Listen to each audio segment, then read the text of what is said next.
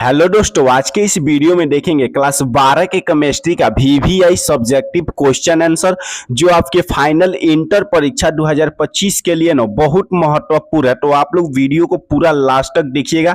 और इसके पहले हम 18 को क्वेश्चन करा दिए तो उसका लिंक हम डिस्क्रिप्शन बॉक्स में दे देंगे, वहां से आप लोग जाकर कंप्लीट देख लीजिएगा।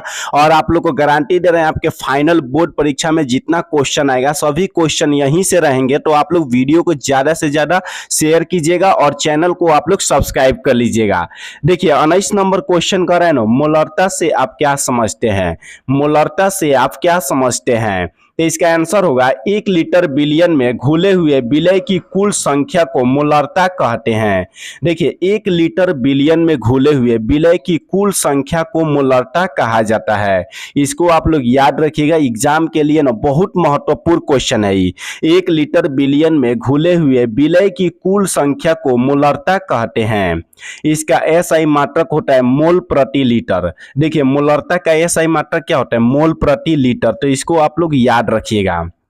देखिए अगला क्वेश्चन कर रहे हैं ना, 20 नंबर क्वेश्चन देखिएगा, मोलरता से आप क्या समझते हैं? देखिए ऊपर वाला क्वेश्चन आप लोग ध्यान से देखिएगा। ऊपर वाला क्वेश्चन कर रहा है मोलरता और नीचे वाला क्वेश्चन क्या है? मोलरता से आप क्या समझते हैं। हमेशा आपके एग्जाम में दोनों क्वेश्चन में अंतर पूछता है, तो दोनों का आप लोग परिभाषा लिख दीजिएगा। देखिए नीचे वाला क्वेश्चन है मोलरता से आप क्या समझते हैं?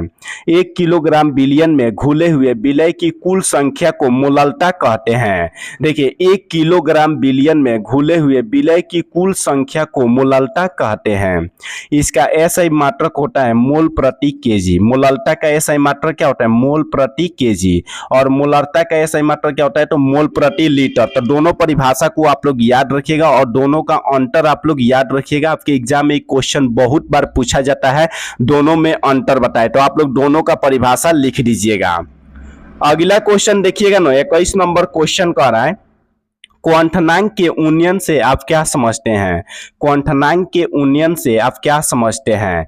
देखिए जिस ताप पर किसी द्रव का वाष्प दाब वायुमंडलीय वाष्प दाब के बराबर हो जाता है क्वांटनांक का उन्नयन कहलाता है। देखिए जिस ताप पर किसी भी द्रव का वाष्प दाब वायुमंडलीय वाष्प दाब के बराबर हो जाता है उसी को क्वांटनांक का उन्नयन कहा जाता है। इसको आप लोग याद रखिएगा। जिस ताप पर किसी द्रव का वाष्प दाब वायुमंडलीय वाष्प दाब के बराबर हो जाता है उसको क्वांटनांक का उन्नयन कहा जाता है। अगला क्वेश्चन देखिएगा ना, 22 नंबर क्वेश्चन का आ रहा है। देखिए 22 नंबर जो क्वेश्चन है ना, ये भी क्वेश्चन बहुत बार एग्जाम में पूछा है और इसका आप लोग ना आंसर जो है इसको याद रखिएगा। HIHF से शक्तिशाली अम्ल है क्यों? देखिए HI है ना या HF से शक्तिशाली अम्ल है क्यों? तो देखिए HI की अम्लीय शक्ति HF से अधिक होता है। देखिए HI है ना जो इसका अम्लीय शक्ति होता है यह HF से अधिक होता है, क्योंकि HI का बंधन लंबाई HF के बंधन लंबाई से अधिक होता है। देखिए HI का जो अम्लीय शक्ति होता है वह HF से अधिक होता है और इसका जो बंधन लंबाई होता है वह भी HF से अधिक होता है, इसीलिए HI HF से शक्तिशाली अम्ल होता है।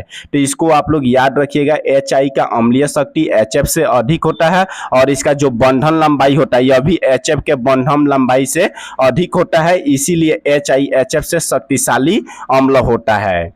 अगला क्वेश्चन देखिएगा ना, 23 नंबर क्वेश्चन कर रहा है, थ्रेश होल्ड ऊर्जा क्या है? थ्रेश होल्ड ऊर्जा क्या है? इसका भी आंसर बहुत शॉर्ट में है। देखिए ऊर्जा की वह न्यूनतम मात्रा जो अभिकारक के अणुओं के पास होती है थ्रेश होल्ड ऊर्जा कहलाती है।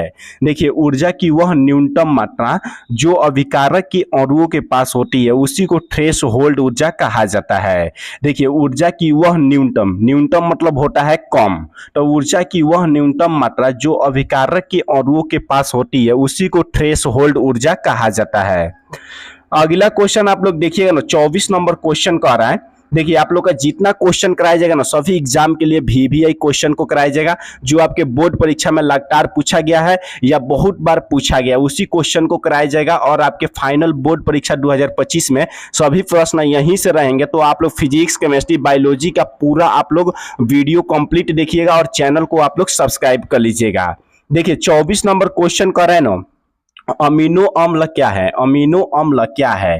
तो देखिए वे अम्ल जिसमें कार्बोक्सिलिक समूह और एमीन समूह दोनों उपस्थित होता है अमीनो अम्ल कहलाता है।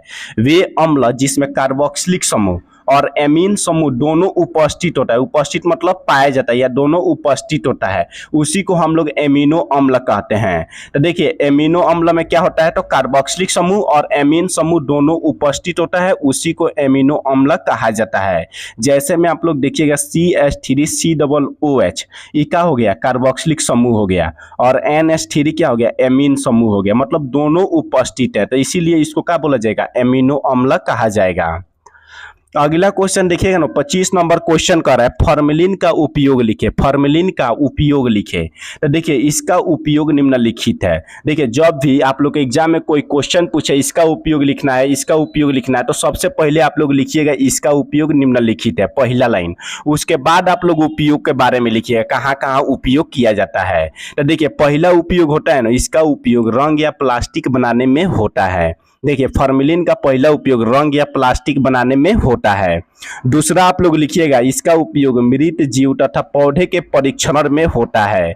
देखिए फॉर्मेलिन का उपयोग रंग या प्लास्टिक बनाने में होता है, और उसके बाद आप लोग लिखिएगा इसका उपयोग मृत जीव तथा पौधे के परीक्षण में होता है। देखिए अगला क्वेश्चन आप लोग देखिएगा, 26 नंबर क्वेश्चन कह रहा है ना, हीमोग्लोबिन में उपस्थित धातु का नाम बताए। देखिए हीमोग्लोबिन में उपस्थित धातु का नाम बताना है, उसमें कौन कौन धातु पाया जाता है या कौन कौन धातु उपस्थित रहता है। तो देखिए हीमोग्लोबिन में लोहा धातु उपस्थित रहता है। हीमोग्लोबिन में कौन सा धातु उपस्थित रहता है, तो यह आपके ऑब्जेक्टिव में भी क्वेश्चन पूछता है, तो आप लोग सही आंसर पर टिक मारिएगा लोहा। हीमोग्लोबिन में कौन सा धातु उपस्थित रहता है, तो लोहा धातु उपस्थित रहता है। इसके बाद आप लोग देखिएगा यह कार्बन, हाइड्रोजन, ऑक्सीजन तथा नाइट्रोजन तत्व से बने होते हैं। देखिए हीमोग्लोबिन में लोहा धातु उपस्थित रहता है और यह कार्बन, हाइड्रोजन, ऑक्सीजन तथा नाइट्रोजन तत्व से बने होते हैं। अगला क्वेश्चन देखिएगा ना, 27 नंबर क्वेश्चन कह रहा है एल्युमिनियम तथा कॉपर के अयस्क एवं रासायनिक नाम लिखे। देखिए एल्युमिनियम और कॉपर का अयस्क लिखना है और उसका रासायनिक नाम लिखना है। तो सबसे पहले आप लोग लिखिएगा एल्युमिनियम का मुख्य अयस्क बॉक्साइट होता है। एल्युमिनियम का जो अयस्क होता है उसका क्या नाम होता है, तो बॉक्साइट होता है। और कॉपर का मुख्य अयस्क कॉपर पाइराइट होता है। कॉपर का जो मुख्य अयस्क होता है वह क्या होता है, कॉपर पाइराइट होता है। और दोनों का आप लोग सूत्र लिख दीजिएगा। देखिए बॉक्साइट का हो जाएगा Al2O3 2H2O, और कॉपर पाइराइट का क्या हो जाएगा CuFeS2। तो दोनों को आप लोग याद रखिएगा, ये ऑब्जेक्टिव में आपको क्वेश्चन बहुत बार पूछा है। एल्युमिनियम और कॉपर का अयस्क लिखे और उसका रासायनिक नाम, मतलब नाइट अयस्क पूछेगा, नाइट रासायनिक नाम पूछेगा, तो आप लोग दोनों को याद रखिएगा ताकि ऑब्जेक्टिव में अगर क्वेश्चन आए तो आप लोग बना दीजिएगा। देखिए अगला क्वेश्चन कर रहे हैं 28 नंबर क्वेश्चन कर रहे हैं ब्राउनी गति क्या है। ब्राउनी गति क्या है, देखिए जब कोलाइडी विलयन का निरीक्षण किया जाता है तो कोलाइडी को टेढ़ी मेढ़ी रास्ते में गमन करती है, इसे ब्राउनी गति कहा जाता है। देखिए जब कोलाइडी विलयन का निरीक्षण किया जाता है ना, तो जो कोलाइडी कोर होता है, जो कोलाइडी कोर होता है वह टेढ़ी मेढ़ी रास्ते में गमन करता है। टेढ़ी मेढ़ी मतलब होता है तिरछा, इधर उधर गमन करता है, इसीलिए इसको ब्राउनी गति कहा जाता है। तो आप लोग याद रखिएगा जब कोलाइडी विलयन का निरीक्षण किया जाता है तो कोलाइडी जो कोण होता है वह टेढ़ी मेढ़ी रास्ते में गमन करता है, इसी को ब्राउनी गति कहा जाता है। देखिए केमिस्ट्री का टोटल आप लोग का 28 को क्वेश्चन कंप्लीट करवा दिए हैं और टोटल आप लोग और 100 को क्वेश्चन बच गया। तो आप लोग वीडियो को पूरा देख लीजिएगा ना, तो आपके केमिस्ट्री विषय में एक भी क्वेश्चन एग्जाम में नहीं छूटेगा। सभी क्वेश्चन को आप लोग बना कर आइएगा।